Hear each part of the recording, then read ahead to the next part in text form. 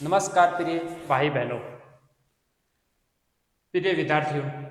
हिंदी साहित्य के इतिहास में हम काल विभाजन के टॉपिक पर चर्चा कर रहे हैं।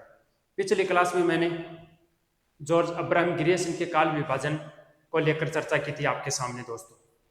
और मैंने आपसे कहा था कि जॉर्ज अब्राहम ग्रियर्सन वो पहले व्यक्ति हैं जिन्होंने हिंदी साहित्य के काल विभाजन का प्रथम बार प्रयास किया था दोस्तों। उनसे पहले गार सदतासी एवं श्री सिंह सेंग ने अपने हिंदी साहित्य के इतिहास ग्रंथ लिखे थे, लेकिन उन्होंने अपने इतिहास ग्रंथ में काल विभाजन का कोई प्रयास नहीं किया था। तो ग्रियर्सन ने ही काल विभाजन की शुरुआत की थी। सबसे पहले व्यक्ति ग्रियर्सन है जिन्होंने काल विभाजन का प्रयास किया। अब दोस्तों आज अपन 4 नंबर पर चर्चा करेंगे मिस्र बंधु। किन की चर्चा करेंगे नंबर 4 पर? मिस्र बंधु। मिस्र बंधु दोस्तों 3 भाई थे। मैंने जब इनका ग्रंथों का अध्ययन करवा रहा था तब बताया था दोस्तों मैंने मिस्र बंधु हैं वो दोस्तों कितने? 3 भाई थे दोस्तों मिस्र बंधु। और कौन क्या नाम था तीनों का? एक बार पूछा भी गया परीक्षा में कि निम्न में से मिस्र बंधु कौन सा नहीं है इसमें। तो ये 3 भाई थे दोस्तों, गणेश बिहारी मिश्र, श्याम बिहारी मिश्र और सुखदेव बिहारी मिश्र। ये आपको ध्यान रखना है। और इनके ग्रंथ का नाम था मिस्र बंधु विनोद, जो 4 भागों में विभक्त था दोस्तों। पिछली फर्स्ट ग्रेड एग्जाम में पूछा गया ये प्रश्न कि मिस्र बंधु विनोद कितने भागों में विभक्त है, तो क्या उत्तर होगा आपका? 4 भागों में विभक्त है। और 3 भाइयों के नाम भी आपको याद रखने। तो आज अपन मिस्र बंधुओं का काल विभाजन पढ़ेंगे दोस्तों।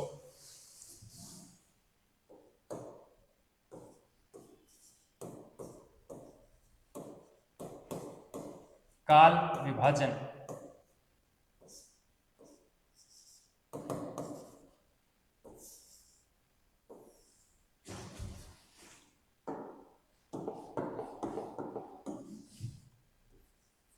मिस्र बंधुओं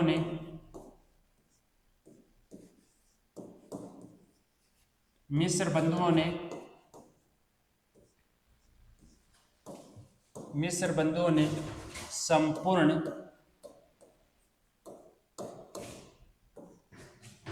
संपूर्ण हिंदी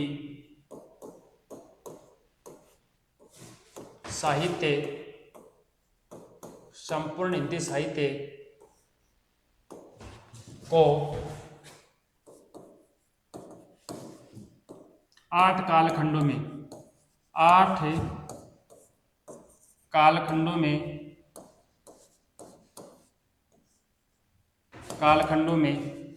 विभक्त किया। 8 कालखंडों में विभक्त किया। 8 कालखंडों में विभक्त किया।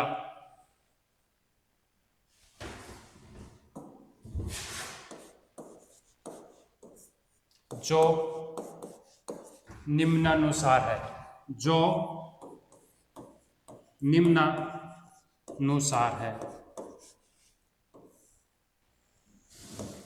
अब दोस्तों यहां से एक क्वेश्चन बनता है कि मिस्र बंधु ने संपूर्ण हिंदी साहित्य को कितने कालखंडों में विभक्त किया, तो आपका उत्तर 8 होगा दोस्तों। क्वेश्चन नंबर 1 बन गया यहां से।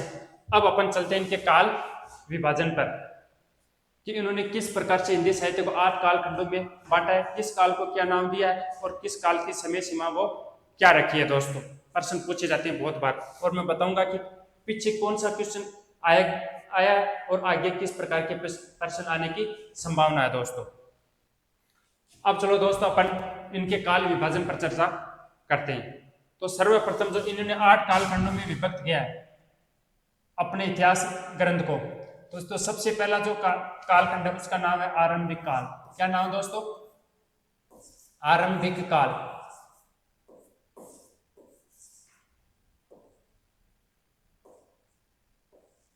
आरंभिक काल, ठीक है। पहले एक काल का क्या नाम लिखा है, क्या रखा है? आरंभिक काल नाम रखा है दोस्तों। नंबर दूसरे काल का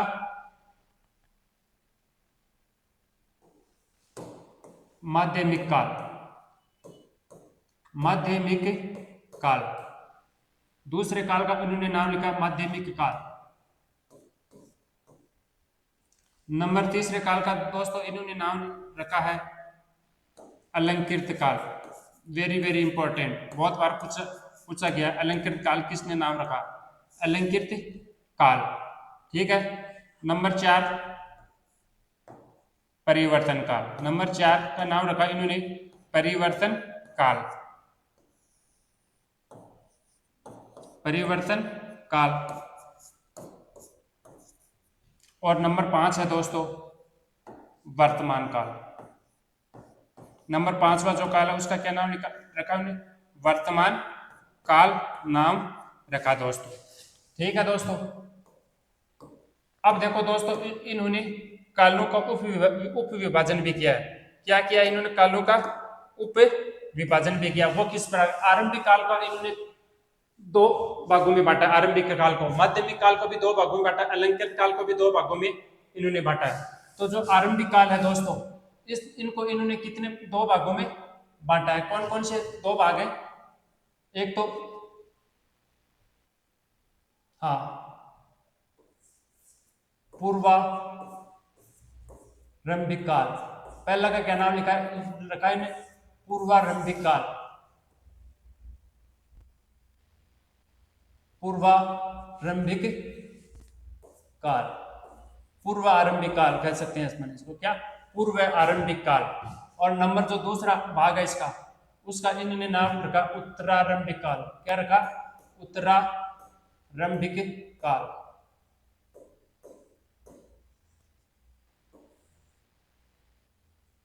उत्तरारंभिक काल। दो भाग हैं, नंबर 1 और नंबर 2। तो उन्होंने दो भागों में बांटा। आरंभिक काल को दो भागों में बांटा, पूर्वारंभिक काल और उत्तरारंभिक काल। उत्तरारंभिक काल। फिर उन्होंने माध्यमिक काल के भी दो विभाजन किए दोस्तों। माध्यमिक काल को भी उन्होंने पूर्व माध्यमिक काल, पूर्व माध्यमिक काल, पूर्व माध्यमिक काल।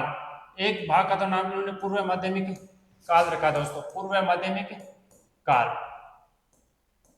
पूर्व माध्यमिक काल। और दूसरा जो भाग है इसका, उसका नाम इन्होंने उत्तर नहीं प्रौढ़, और दूसरे भाग का नाम इन्होंने प्रौढ़ माध्यमिक काल रखा दोस्तों। दूसरे भाग का नाम उन्होंने प्रौढ़ माध्यमिक काल, प्रौढ़ माध्यमिक काल।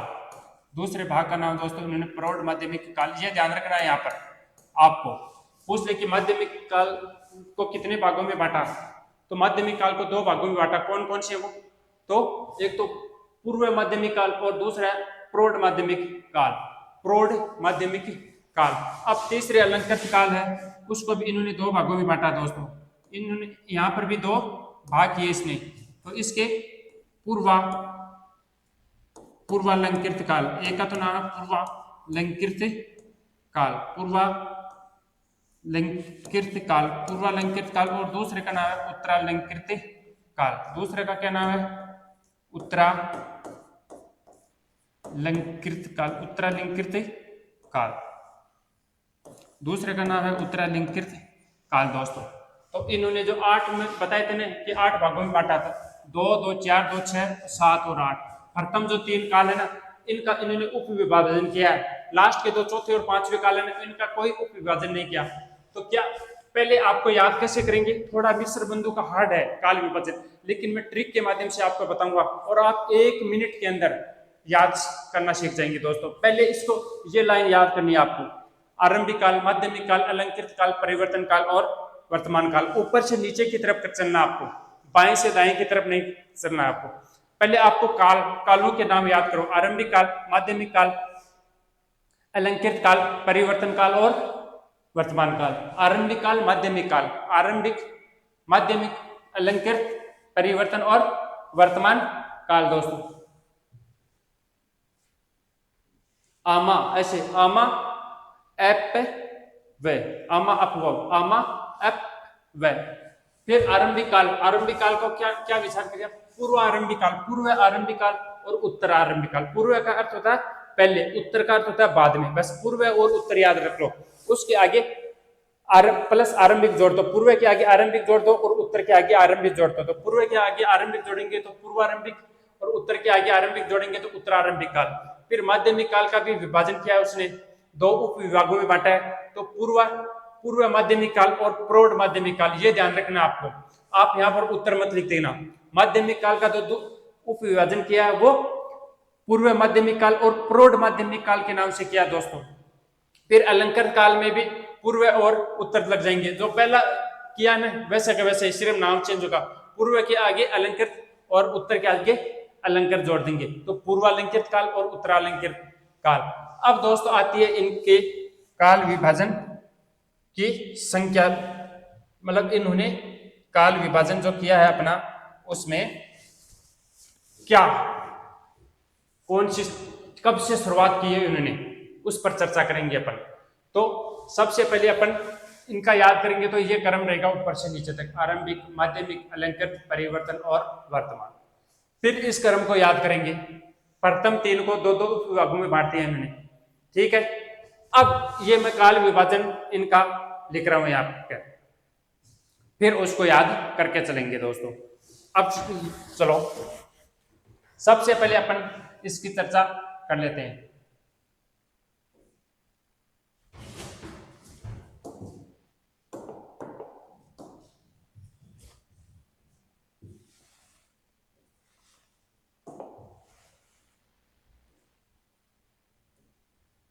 सबसे पहले पूर्वारंभिक काल की चर्चा करता हूं। तो ये है दोस्तों, ये दोस्तों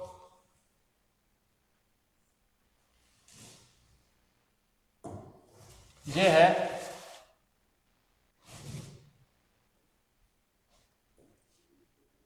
700 विक्रमी संवत से 700 विक्रमी संवत से 1343 विक्रमी संवत तक, 1343 विक्रमी संवत तक है दोस्तों इसका समय। 700 विक्रमी संवत से 700 विक्रमी संवत से 1300 विक्रमी संवत तक दोस्तों इसका समय। 700 विक्रमी संवत से 1300 विक्रमी संवत तक। अब उत्तरारंभिक काल का देखेंगे तो 1343 से आगे स्टार्ट होगा।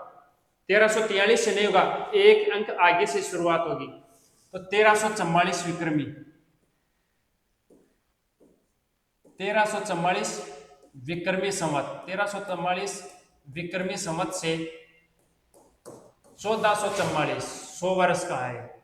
1444 विक्रमी संवत दोस्तों, 1444 विक्रमी संवत होगा दोस्तों। 1444 विक्रमी संवत इसका समय होगा दोस्तों, 1444 विक्रमी संवत। आगे बात आपके समझ में। अब पूर्वारंभिक काल का तो 1444 में खत्म हुआ है उत्तरारंभिक काल। तो 1444 के एक अंक आगे से शुरुआत होगी 1445 से।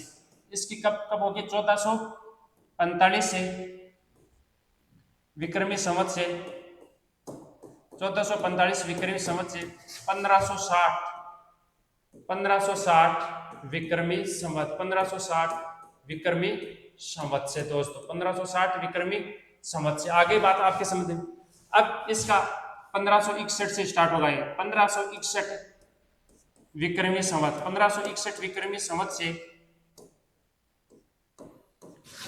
1680 विक्रमी संवत, 1680 विक्रमी संवत होगा दोस्तों।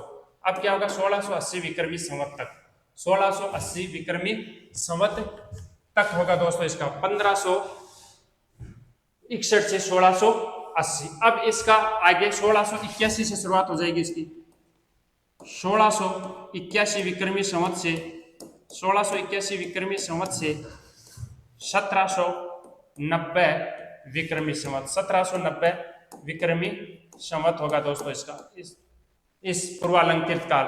अब आती है उत्तरालंकृत काल।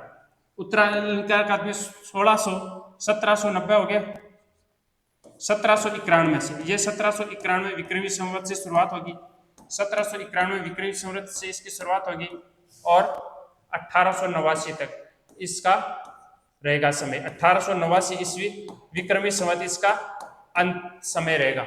अब परिवर्तन काल है, इसका समय दोस्तों 1889 है गया तो 1890 1890 विक्रमी संवत से 1925 विक्रमी संवत तक, 1925 विक्रमी संवत तक होगा इसका समय। और इसका वर्तमान काल का समय 1926 विक्रमी संवत से 1926 विक्रमी संवत से अब तक इसका समय 1926 विक्रमी संवत से क्या होगा दोस्तों, अब तक होगा दोस्तों। तो ये है दोस्तों इनका काल विभाजन मिस्र बंधुओं का। 700 विक्रमी से 1343 विक्रमी, आपको ये याद रखो कि 700 से स्टार्ट होगा, 700 से 1343। अब 1343 के बाद में 1344 से शुरुआत होगी, 100 वर्ष, 1344 से 1444। फिर 1444 के बाद में 1445 से स्टार्ट होगा, 1445 से 1560 हो जाएगा दोस्तों। कितना होगा, 1560। 14 के क्रम वाइज चल रहा है दोस्तों, 13, 14, 15, 16, 17, 18। ये अक्सर ध्यान रख लो आप, तो भी आप परीक्षा में उत्तर तक पहुंच सकते हो। 13, 14, 15, 16, 17, 18, यहाँ 2 बार 18 आ गया, फिर लास्ट में 19 आ गया। ठीक है, इधर भी क्रम वाइज शुरुआत में 700, लेकिन बाद में 13, 14, 15, 16, 17, 18 और 19। ऐसे थोड़ा थोड़ा ट्रिक के माध्यम से अपन याद करेंगे दोस्तों। तो अब 1445 से 1560 विक्रमी तक रहेगा पूर्व माध्यमिक काल का। फिर प्रौढ़ माध्यमिक काल का जो समय है वो 1561 से 1580, 1680 विक्रमी संवत। ये ध्यान रखना, 1560 से शुरुआत मत करना, एक अंक आगे से शुरुआत हो रही है मिस्र बंधुओं के काल विभाजन में, तो 1680। अब पूर्वालंकृत काल में 1681 से 1790 विक्रमी संवत। फिर 1791 विक्रमी संवत से 1889 विक्रमी संवत होगा। फिर इसका 1890 से शुरुआत होगी परिवर्तन काल की, और 1925 विक्रमी संवत तक इसका समय होगा। और वर्तमान काल की जो समय है वो 1926 से शुरुआत होकर के अब तक, 1926 से ये स्टार्ट होगा और अब तक इसका समय रहेगा वर्तमान तक। तो ये है दोस्तों मिस्र बंधुओं का जो काल विभाजन है वो मैंने आपको बता दिया दोस्तों। अच्छी तरह आप पहले ये याद करो, आरंभिक काल, माध्यमिक काल, अलंकृत काल, परिवर्तन काल और वर्तमान काल। फिर ये नाम ऊपर से यह याद करो, प्रथम जो 3 काल है उनको 2-2 उप विभाजन में बांटा गया। फिर आप ये याद करो, आपको ये उत्तर से दक्षिण की तरफ न चल करके ऊपर से नीचे की तरफ याद करोगे तो अच्छा रहेगा आपके लिए। तो ये 700 विक्रमी से 1343, 1344 से 1444, 1445 से 1560, 1561 से 1680, 1681 से 1789, 1790 सॉरी, 1791 से 1889, 1891 से 1889 और 1890 से 1925 और 1926 से अब तक। तो ये ऐसे याद होगा आपके कि 700 विक्रमी से 1343, फिर 1344 से 1444, 1445 से 1560, 1561 से 1680, 1681 से 1790, 1791 से 1889, 1890 से 1925, 1926 से वर्तमान तक। संख्या याद रखो आप, विक्रमी संवत में है, ये संख्या याद एकदम आपके सटीक हो जाएगी। तो यह दोस्तों मिस्र बंधुओं का जो काल विभाजन है। अब इसके बारे में अपन थोड़ी विशेष चर्चा करेंगे दोस्तों। मिस्र बंधुओं का जो काल विभाजन है उसके बारे में अपन थोड़ी विशेष जो चर्चा है वो करेंगे कि इनका जो काल विभाजन है वो इन्होंने जो काल विभाजन के मुख्य मुख्य जो बिंदु हैं वो क्या है, इसके बारे में चर्चा करेंगे। परीक्षा में आने वाले क्वेश्चन भी हैं इनसे संबंधित। तो ये देखो, विशेष तथ्य,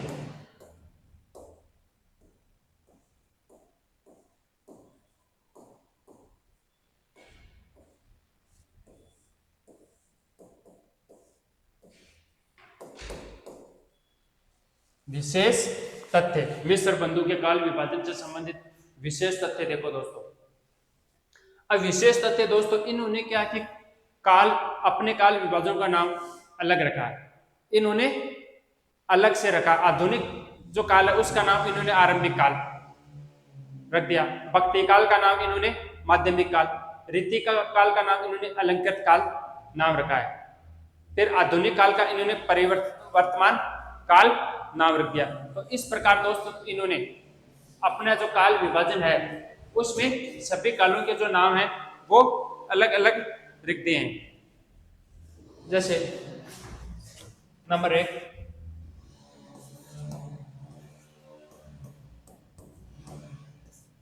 मिस्र बंधुओं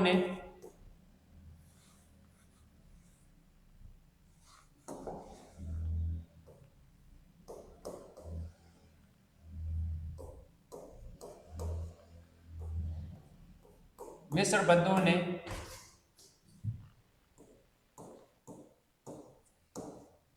अपने काल विभाजन में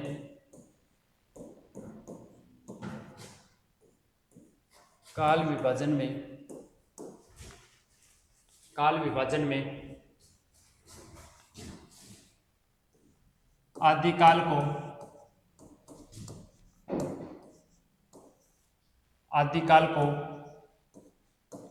आरंभिक काल कहा। आदिकाल को क्या कहा उन्होंने? आरंभिक काल। आदिकाल का नाम क्या दिया दोस्तों? आरंभिक काल। प्रश्न पूछेगा अगला जरूर कि मिस्र बंधु ने आदिकाल को क्या नाम कह करके पुकारा? तो आदि को आरंभिक, आज से आ मिला लेना आप, है ना। आदिकाल को आरंभिक काल कहा, आदिकाल को आरंभिक काल कहा। मिस्र बंधु ने आदिकाल को आरंभिक काल। भक्ति काल को क्या नाम दिया इनने? जो भक्ति काल है, भक्ति काल को क्या नाम दिया इन्होंने? भक्ति काल को दोस्तों, भक्ति काल को इन्होंने माध्यमिक काल कहा। भक्ति काल को क्या नाम किया? माध्यमिक काल कह करके पुकारा। भक्ति काल को इन्होंने माध्यमिक काल कहा, माध्यमिक काल कहा। रीति काल, ये प्रश्न बहुत बार आ चुका है कि मिस्र बंधु ने रीति काल को क्या नाम दिया? रीति काल का क्या नाम रखा मिस्र बंधु ने, यह क्या नाम दिया? तो रीति काल को इन्होंने अलंकृत काल कहा। अलंकृत रीति काल को मिस्र बंधु ने दोस्तों अलंकृत काल कहा। रीति काल का क्या नाम? अलंकृत काल। तो इस बार जरूरी नहीं कि आपको रीति काल के बारे में पूछे, भक्ति काल का पूछ सकता है कि भक्ति काल को क्या नाम दिया? माध्यमिक काल। आदिकाल को क्या नाम दिया मिस्र बंधु ने? आरंभिक काल कहा। भक्ति काल को माध्यमिक काल, रीति काल को अलंकृत काल। रीति काल को क्या नाम था? अलंकृत काल। और आधुनिक काल को वर्तमान काल। आधुनिक काल को इन्होंने क्या कहा? आधुनिक काल। आधुनिक काल को इन्होंने वर्तमान काल कहा दोस्तों। आधुनिक काल का क्या नाम दिया? वर्तमान काल कहा, वर्तमान काल कहा। आधुनिक काल को इन्होंने वर्तमान काल कहा दोस्तों। तो आगे बात समझ में, ये भी इंपॉर्टेंट क्वेश्चन है। विशेष जो तथ्य वाला है ना, नंबर 1, वो वेरी वेरी इंपॉर्टेंट है दोस्तों। मोस्ट है ये क्वेश्चन परीक्षा की दृष्टि से, कि मिस्र बंधुओं ने आदिकाल को तो आरंभिक काल, आ से आ मिला दो, भक्ति काल को माध्यमिक काल, भक्ति काल को इन्होंने माध्यमिक काल कहा, रीति काल को अलंकृत काल कहा इन्होंने। ये प्रश्न आया हुआ है पहले, बता रहा हूं मैं कि ये प्रश्न आरपीएससी में पहले आ चुका है दोस्तों। आरपीएससी में ये प्रश्न पहले आ चुका है कि इन्होंने रीति काल को क्या नाम से पुकारा? तो मिस्र बंधु ने रीति काल को अलंकृत काल के नाम से पुकारा। फिर आधुनिक काल को इन्होंने क्या नाम से पुकारा? वर्तमान काल के नाम से कहा। इन्होंने वर्तमान काल कह करके पुकारा इन्हें। आधुनिक काल को इन्होंने वर्तमान काल कह करके पुकारा। तो आदि काल को आरंभिक काल, भक्ति काल को माध्यमिक काल, रीति काल को अलंकृत काल और आधुनिक काल को वर्तमान काल। आधुनिक काल को वर्तमान काल, रीति काल को अलंकृत काल, भक्ति काल को माध्यमिक काल, आदि काल को आरंभिक काल कह करके इन्होंने पुकारा दोस्तों। तो आ गई दोस्तों आपके बात समझ में, ठीक है। अब आगे चलते हैं नंबर 2 का पॉइंट।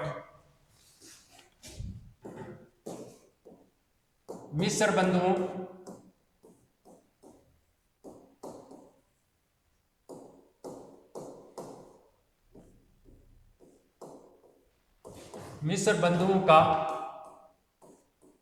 यह है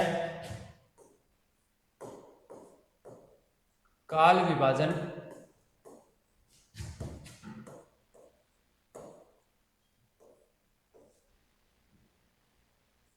काल विभाजन ग्रियर्सन, जॉर्ज अब्राहम ग्रियर्सन के काल विभाजन की अपेक्षा अधिक विकसित, ग्रियर्सन के काल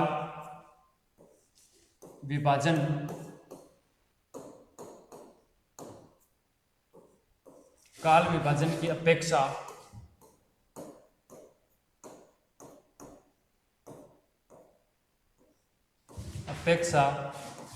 अधिक विकसित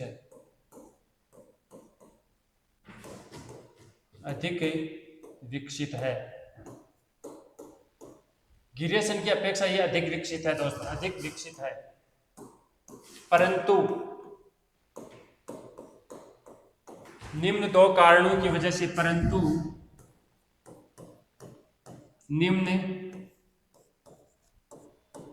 दो कारणों की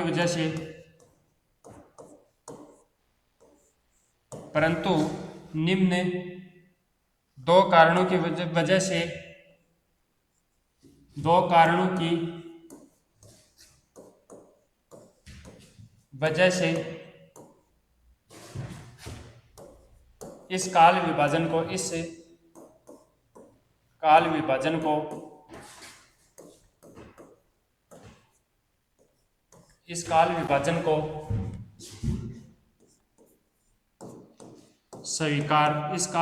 को स्वीकार नहीं किया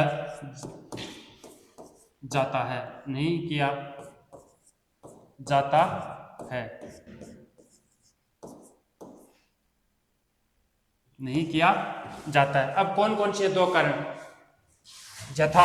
वो कारण कौन कौन से, देखो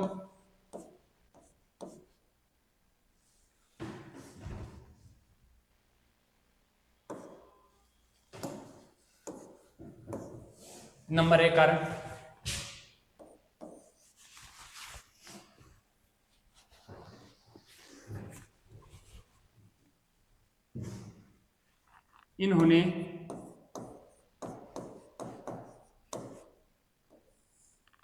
इन्होंने हिंदी को पीछे ले जाकर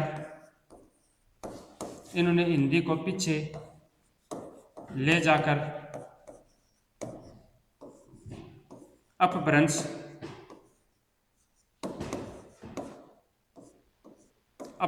में सम्मिलित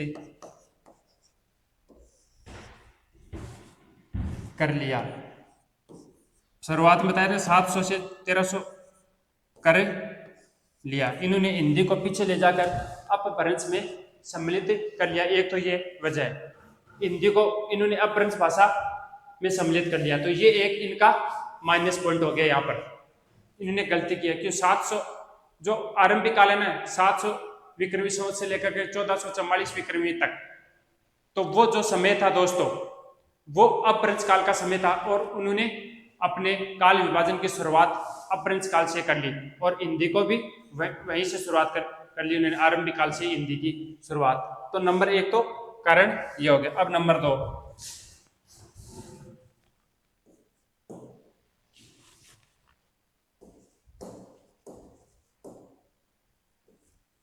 इनका काल विभाजन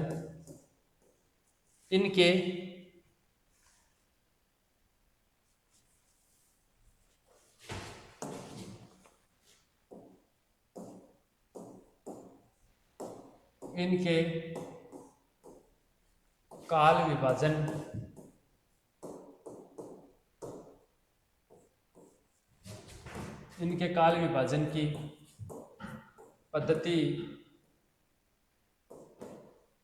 काल विभाजन की पद्धति में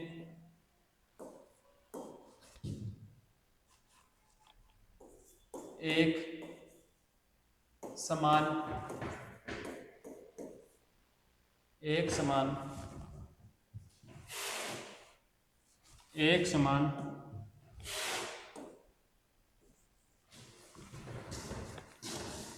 शब्दों का प्रयोग नहीं हुआ है, एक समान शब्दों का प्रयोग नहीं हुआ है, नहीं हुआ है। देखो जैसे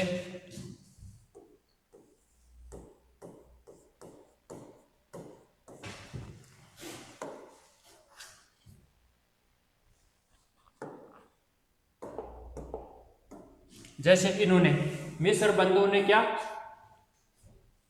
आरंभिक और जो अलंकृत काल है उसमें तो इन्होंने पूर्व और उत्तर के शब्दों का प्रयोग किया, लेकिन माध्यमिक काल का उपविभाजन करते समय उत्तर की जगह इन्होंने प्रौढ़ शब्द का प्रयोग कर दिया। इस कारण से इनके जो शब्दों का जो चयन है वो अलग प्रकार से है, इस कारण भी इनके जो काल विभाजन को है वो उपयुक्त नहीं माना जाता। जैसे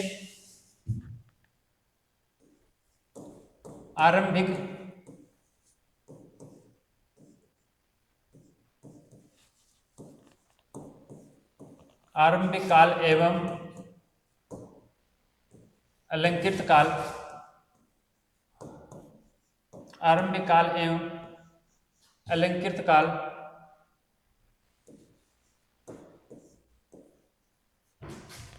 काल के उपविभाजन,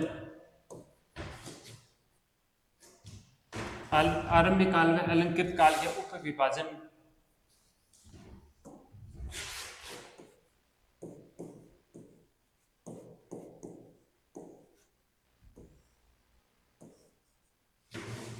उपविभाजन में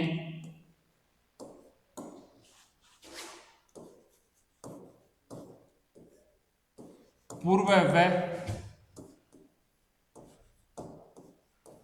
उत्तर शब्दों का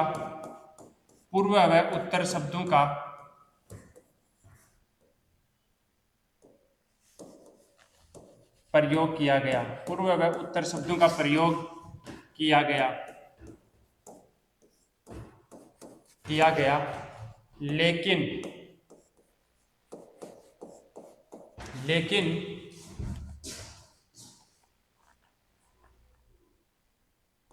माध्यमिक काल के उपविभाजन में, माध्यमिक काल के उपविभाजन में, माध्यमिक काल के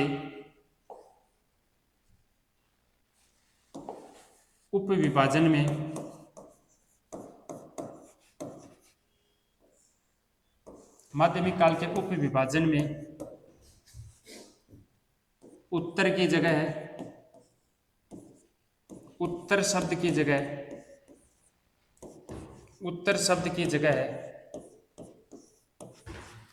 प्रौढ़ शब्द, उत्तर शब्द की जगह है प्रौढ़ शब्द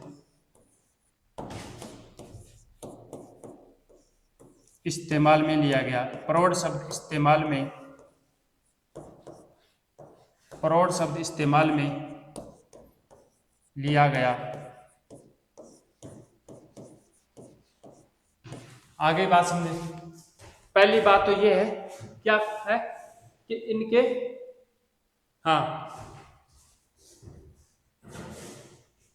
इन्होंने हिंदी को पीछे ले जाकर अपभ्रंश में सम्मिलित कर लिया। पहला जो अस्वीकार करने का कारण तो यह है कि इन्होंने हिंदी को पीछे ले जाकर के अपभ्रंश में सम्मिलित कर दिया, और दूसरा कारण इनके काल विभाजन की पद्धति में एक समान शब्दों का प्रयोग नहीं हुआ, कहां पर नहीं हुआ देखो दोस्तों, अब यहां पर देना, यहां पर आरंभिक काल और अलंकृत काल में तो एक ही समान शब्द है पूर्व और उत्तर, लेकिन माध्यमिक काल में उन्होंने उत्तर की जगह प्रौढ़ शब्द का प्रयोग किया उन्होंने। माध्यमिक काल के अंदर इन्होंने उत्तर शब्द की जगह प्रौढ़ शब्द का प्रयोग कर दिया, जिसके कारण शब्दों की भिन्नता होने के वजह से भी इनके काल विभाजन को उपयुक्त नहीं माना गया है दोस्तों।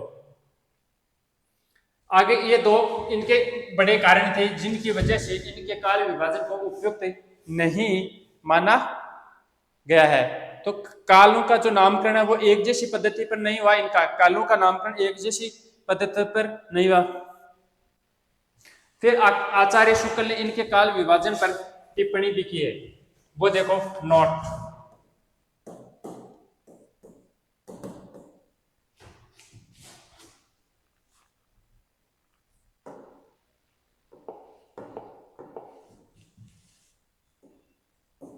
आचार्य शुक्ल ने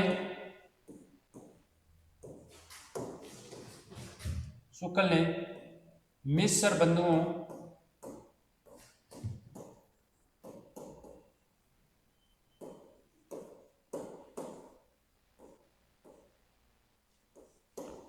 बंधुओं के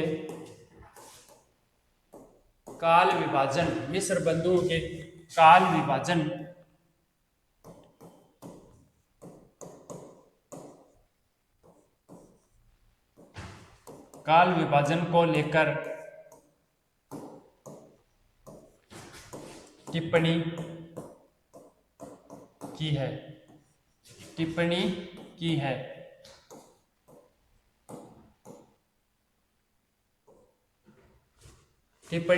क्या टिप्पणी की है? कि मिस्र बंधुओं ने अपने रचनाकाल में आदि, मध्य, पूर्व, उत्तर आदि शब्दों का प्रयोग करके यह भी नहीं पता लगाया कि किस काल में किस शब्द का प्रयोग किया जाता है या किसका नहीं। इस तरह व्यर्थ संग्रह को इतिहास ग्रंथ नहीं माना जा सकता। तो मिस्र बंधु ने दोस्तों क्या कहा है कि शुक्ल जी ने कहा था कि मिस्र बंधु का जो काल विभाजन है वो सारे रचना काल को केवल आदि, मध्य, पूर्व और उत्तर इत्यादि में आंख बूंद कर बांट देना है। ये भी न देखना कि किस खंड के भीतर क्या आता है क्या नहीं। तो क्या कहा इसने कि सारे रचना काल को केवल आदि, मध्य, पूर्व, उत्तर इत्यादि में आंख मूंद कर बांट देना। ये भी न देखना कि किसके भीतर क्या आता है और क्या नहीं आता है। किसी वृत्त संग्रह को इतिहास नहीं कहा जा सकता। हाँ, तो टिप्पणी की है सारे रचना काल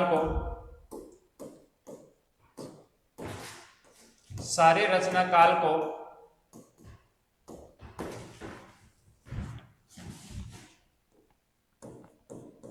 आदि, मध्य, पूर्व तथा उत्तर में आंख बंद कर बांट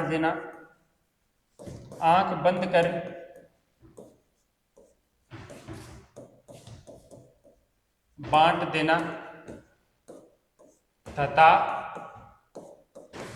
यह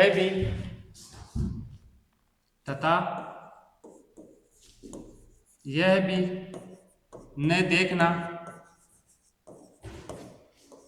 देखना कि किस काल के भीतर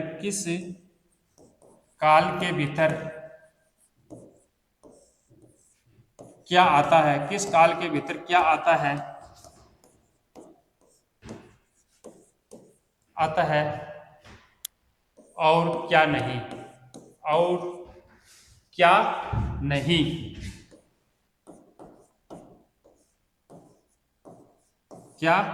नहीं।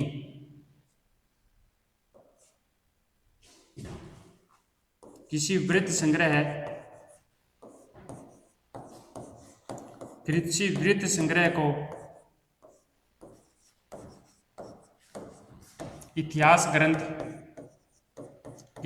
संग्रह को इतिहास ग्रंथ नहीं कह सकता। ये जो कोटेशन है दोस्तों, ये आचार्य शुक्ल ने कहा है किसके बारे में? मिस्र बंधुओं के बारे में। तो अब यहां से देखो कैसे प्रश्न बन सकता है। एक तो कोटेशन दे दी आपको कि मिस्र बंधुओं के काल विभाजन पर टिप्पणी करते हुए ये किसने कहा है कि सारे रचना काल को आदि, मध्य, पूर्व तथा उत्तर में बांट देना आंख बंद करके, कि ये भी न देखना कि किस काल के अंदर क्या आता है क्या नहीं, और वृत्त संग्रह को इतिहास ग्रंथ नहीं कहा जा सकता। तो ये किसने कहा?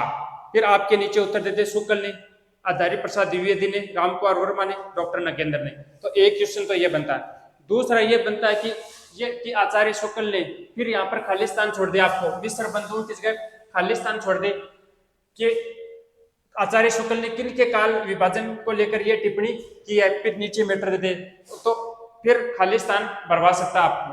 तो दो प्रकार से ये क्वेश्चन बनता है दोस्तों कि एक तो ये कथन किसने कहा कि मिस्र बंधुओं के काल विभाजन को लेकर यह कथन किसने कहा, तब आपका उत्तर आचार्य रामचंद्र शुक्ल होगा। एक रामचंद्र शुक्ल का नाम देकर के मिस्र बंधु की जगह रिक्त स्थान छोड़ करके फिर ये नीचे पूरा कोटेशन देकर के पूछ सकता है कि ये किसके बारे में कहा गया है, आचार्य रामचंद्र शुक्ल ने किस इतिहासकार के बारे में ये टिप्पणी की है दोस्तों। तो ये क्वेश्चन भी मोस्ट है दोस्तों, नोट वाला क्वेश्चन है, वो भी इंपॉर्टेंट है। तो दोस्तों आज की क्लास में अपन ने आज जो मिस्र बंधुओं का जो काल विभाजन है इसके बारे में पढ़ा, कल अपन पढ़ेंगे आचार्य रामचंद्र शुक्ल के काल विभाजन के बारे में। तो दोस्तों आपसे मेरा यही निवेदन है कि आप लगातार पीसी क्लासेस का जो ऑनलाइन प्लेटफॉर्म है उस पर हिंदी व्याकरण और हिंदी साहित्य की जो क्लास आ रहे हैं उसका अध्ययन करते रहें दोस्तों। जल्द ही जब दोस्तों सेकंड ग्रेड फर्स्ट ग्रेड की विज्ञप्ति आ जाएगी और उसके बाद में जब सिलेबस आ जाएगा तो अपन टेस्ट सीरीज की शुरुआत करने जाएंगे शिक्षकर के अंदर, ऑफलाइन टेस्ट सीरीज। प्रतिदिन जीके का, एक दिन जीके का टेस्ट सीरीज होगी, टेस्ट पेपर होगा, और दूसरे दिन हिंदी सब्जेक्ट का पेपर होगा दोस्तों, और परीक्षा तक ये सिलसिला जारी रहेगा दोस्तों। इसलिए विद्यार्थियों निराश होने की जरूरत नहीं है। विवेकानंद जी ने कहा था कि उठो जागो और फिर कोशिश करो।